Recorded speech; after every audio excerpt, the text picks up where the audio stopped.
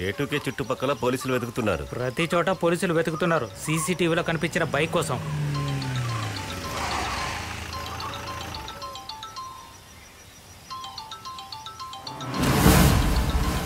ఈ number note చేయి. అలాగే. హలో హలో, నువ్వెందుకు మళ్ళీ రీకాల్ చేయలేదు? చెప్పు, ఎందుకు కాల్ చేయలేదు? రేపు సాయంత్రం వరకు నీకు టైం ఇస్తున్నాను.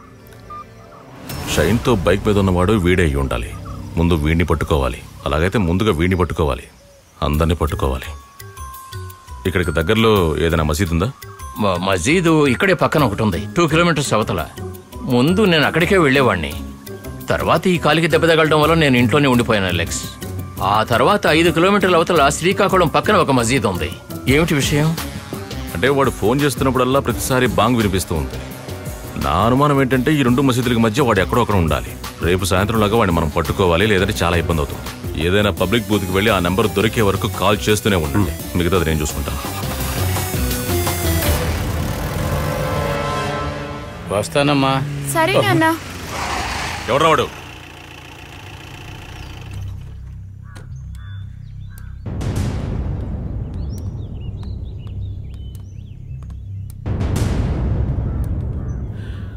రేయ్, ఒక మంచి భర్తగా కూడా బతకలేకపోయావు. దానికి నీకు టైం కూడా లేకుండా పోయింది. మంచి తండ్రి వినిపించుకోవడానికి టైం ఉంది. ఆ పాపని జాగ్రత్తగా చూసుకుంటే నీ చివరి టైంలో ఉపయోగపడుతుంది. ఇలా తాగుతూ తిరగడం మానేయి. ఏదో నేను చెప్పాను కదా అని నువ్వేం మారాల్సిన అవసరం లేదు. నేను ఇంకో 10 రోజుల్లో వెళ్ళిపోతాను. మనిషిగా మారి మనసు మారితే చేసిన పాపాలు పోతాయి. ప్లీజ్ రా.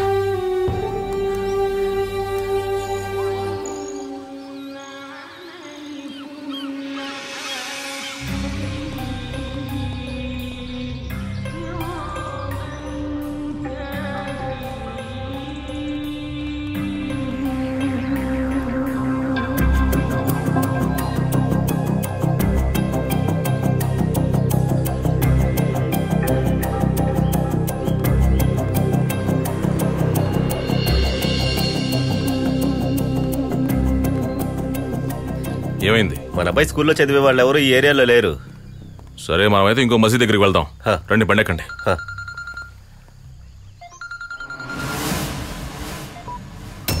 దూరం నుంచి నీ ముఖం చూసినప్పుడే ఎంతో కొంత విషయాలు నాకు అర్థమైంది. అబ్బాయిని రక్షించడానికి ప్రయత్నమా, కానీ దానికి టైం చాలా తక్కువగా ఉంది. ఉండొచ్చు. మా అబ్బాయిని నేను ఎలాగైనా సరే రక్షించుకుంటాను. నాకు వేరే మార్గం లేదు కదా. అబ్దుల్ భాయ్. అలాగే. అబ్దుల్ భాయ్, పోలీసులు వెతుక్కుంటూ వచ్చారట. సాయంత్రం ఐడెంటిఫికేషన్ పెరేడ్ కోసం పోలీస్ క్లబ్కి వెళ్ళాలట.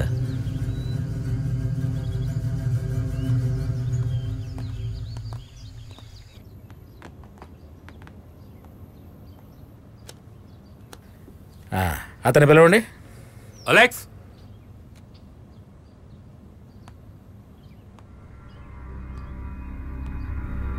రా. ఆ రోజు బైక్ నడిపిన వాళ్ళలో వీళ్ళు ఎవరైనా ఉన్నారేమో చూడు. ఒక క్రిమినల్ మీద ఇంకో క్రిమినల్కి మమకారం ఉంటుంది, అది ఇక్కడ చెల్లదు. దగ్గరికి వెళ్ళి చూడరా.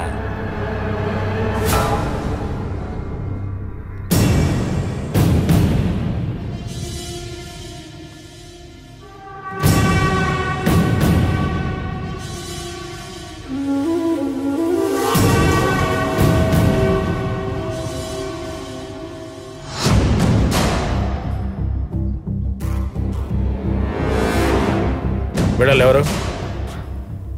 వీళ్ళెవరు కాదు సార్. బాగా చూసే చెప్తున్నావా? అవును సార్.